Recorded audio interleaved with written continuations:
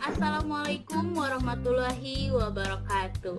Selamat pagi ibu-ibu. Semoga ibu-ibu dalam keadaan sehat walafiat. Apalagi sedang pandemi seperti ini, kita harus terus menjaga kesehatan kita agar terlindungi dari virus COVID-19.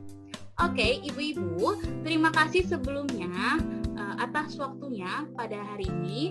Insya Allah dalam waktu 30 menit ke depan kami ingin menjelaskan berbagi informasi kepada ibu-ibu mengenai penyakit hipertensi yang dijelaskan mulai dari pengertian, gejala, faktor resiko, pengobatan sampai dengan pencegahan hipertensi.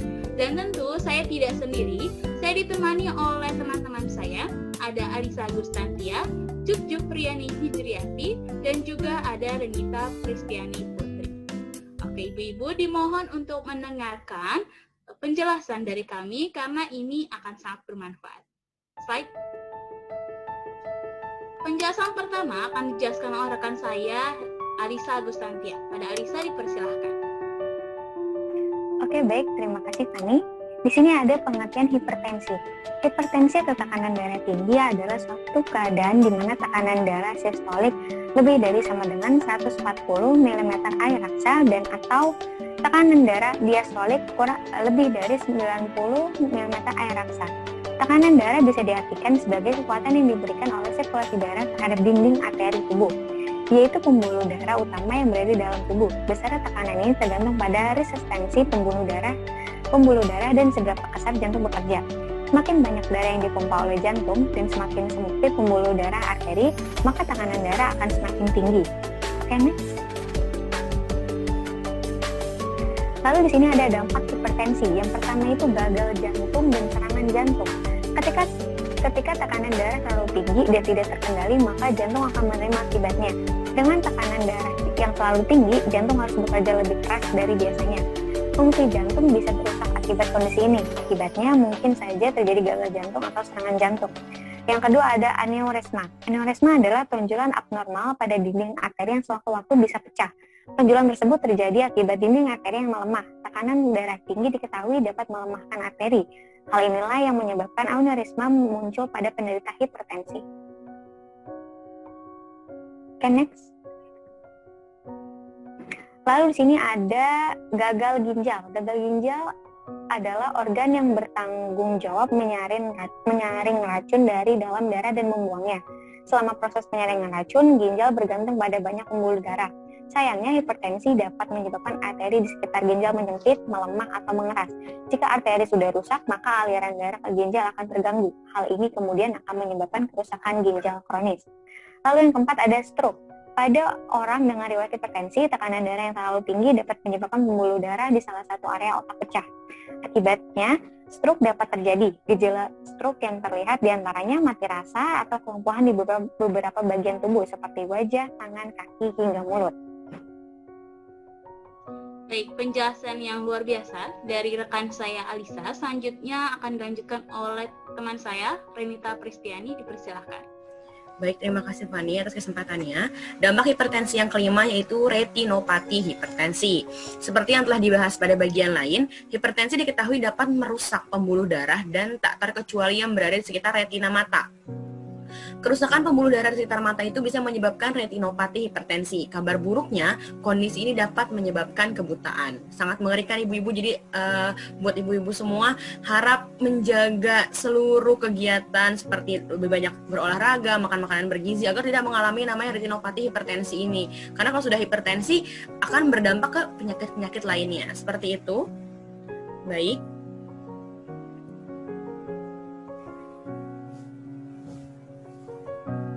Selanjutnya ada faktor risiko hipertensi, ada dua. Yang pertama yang tidak dapat diubah dan yang kedua yang dapat diubah.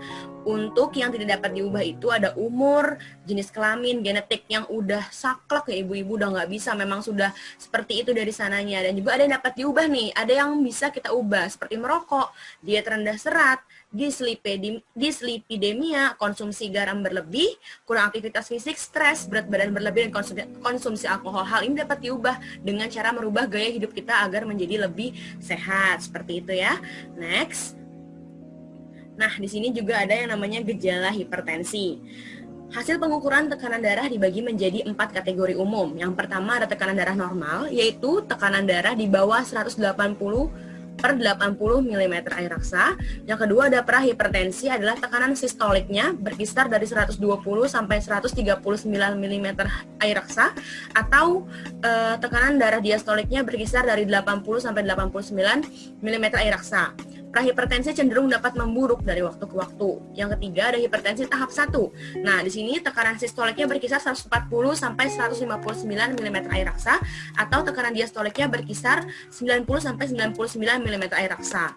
Yang keempat ada hipertensi tahap 2. Nah, ini tergolong lebih parah karena hipertensi tahap 2 ini adalah tekanan sistoliknya lebih dari 160 mm air raksa, atau diastoliknya itu lebih dari 100 mm air raksa. Seperti itu Ibu-ibu.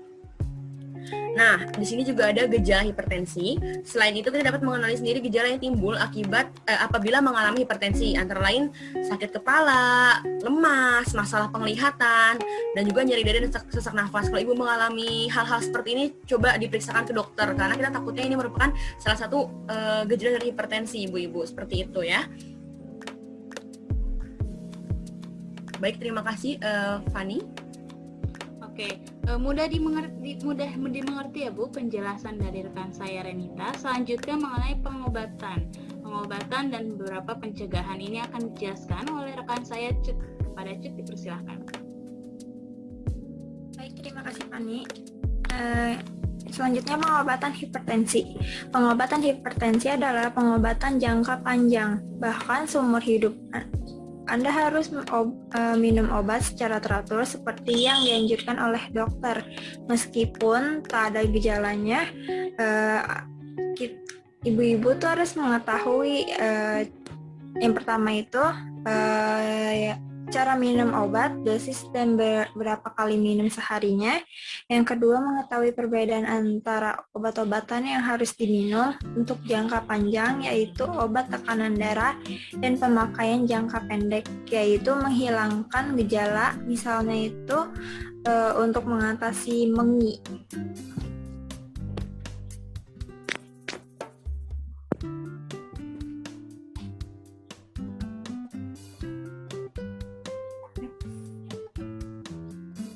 Lalu di sini ada pencegahan hipertensi.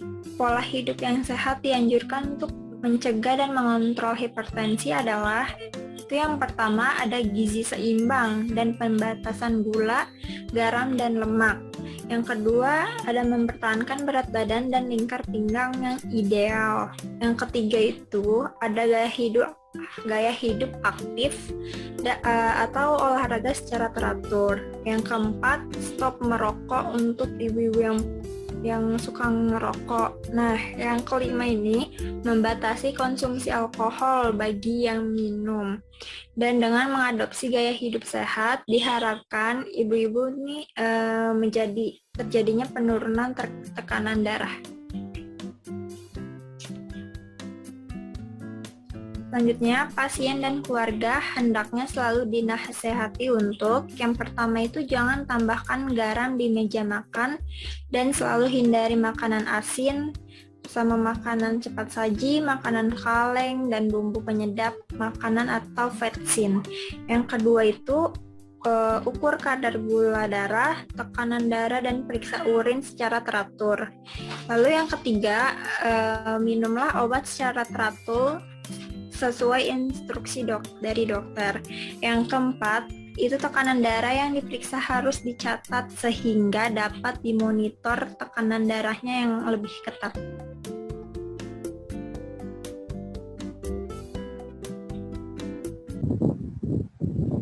Oke, baik. Dari informasi yang tadi sudah kami berikan, ibu-ibu apakah ada pertanyaan? Jika memang ada pertanyaan, nanti boleh langsung aja hubungi salah satu di antara kami. Kontak personnya nanti ada di akhir slide. Oke, ibu-ibu, next. Oke, tadi dari kami sudah cukup memberikan informasi, sharing informasi tentang hipertensi. Sekarang kami mau tahu nih, apakah ibu-ibu memperhatikan dengan seksama mengenai informasi penyakit hipertensi informasi yang sudah kami berikan.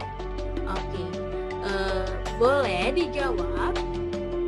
Pertanyaannya ada 10, hanya benar dan salah. Ibu-ibu boleh langsung tulis jawabannya di WhatsApp. Oke, dan kirim nanti ke rekan saya Alisa. Kontaknya ada di akhir. Boleh? Silahkan, ibu-ibu boleh kerjakan dulu.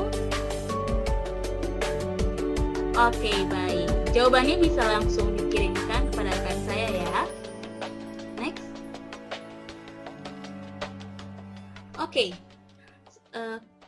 Kita bisa menarik kesimpulan ibu-ibu dari informasi yang sudah kami berikan dari awal bahwa hipertensi itu penyakit yang tidak menular, tapi sangat berbahaya karena ini bisa tidak menimbulkan gejala yang spesifik. Gejalanya sangat umum, baik secara fisik juga gejala lainnya.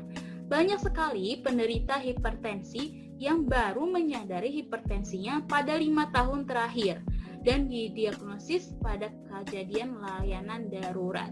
Nah, itu bisa terjadi sebagian besar karena tidak rutin mengecek tekanan darahnya. Maka dari itu kita perlu melakukan beberapa pencegahan, salah satunya kita harus rutin supaya nggak kaget ketika tekanan darahnya melonjak tinggi. Walaupun sudah mengetahui komplikasinya secara mendasar. Begitu juga dengan kepatuhan kita dalam minum obat. Banyak sekali penderita hipertensi ini yang tidak patuh saat minum obat karena hanya minum saat timbulnya gejala. Nah, ini menunjukkan kurangnya pemahaman penderita dari hipertensi terhadap penyakitnya. Nah, ibu-ibu jika ada anggota keluarga atau bahkan saat ini ibu sedang mengalami hipertensi, mohon diperhatikan. Sekarang udah tahu nih informasinya mengenai pencegahannya bagaimana, pengobatannya seperti apa, agar tingkat kematian dan juga tingkat kesakitan tentang hipertensi tidak terus melonjak. Oke, next. Maka dari itu, yuk mari kita sama-sama kendalikan hipertensi dengan patuh. Apa sih patuh itu?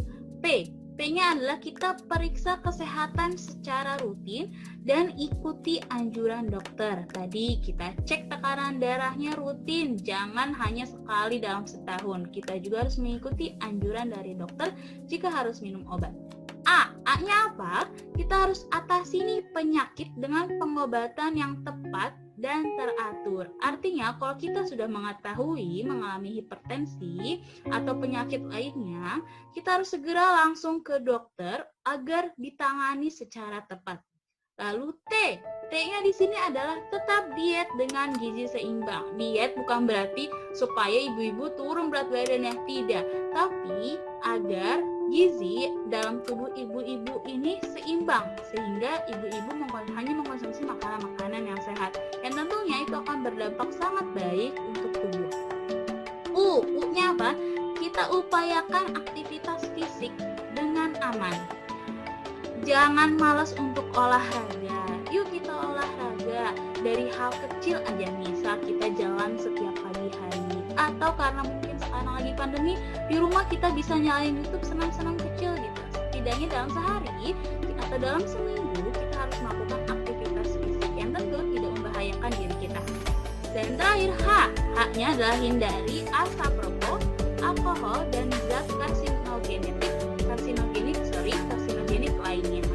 Buat ibu-ibu yang masih ngerokok atau masih minum, dimohon untuk berhenti karena bukan hanya menyebabkan hipertensi, tapi merokok dan minum ini bisa menyebabkan berbagai komplikasi penyakit lain. Jadi mohon untuk hentikan, hindari asap rokok dan minuman. Mungkin cukup sekian informasi dari kami. Terima kasih banyak ibu-ibu atas kesempatan, atas ketersediaan waktunya untuk kami menjelaskan mengenai penyakit hipertensi. Berikut ada kontak WhatsApp yang bisa ibu-ibu hubungi untuk memberikan jawaban tadi dari evaluasi dan juga untuk menanyakan beberapa hal yang mungkin masih mengganggu, masih penasaran. Bisa langsung kontak rekan saya namanya Alisa, nomornya mohon dicatat. Cukup sekian dari kami. Tetap jaga kesehatan untuk ibu-ibu. Semoga pandemi COVID-19 ini segera berakhir dan kita bisa berkumpul bersama kembali. Sekian dari kami. Wassalamualaikum warahmatullahi wabarakatuh.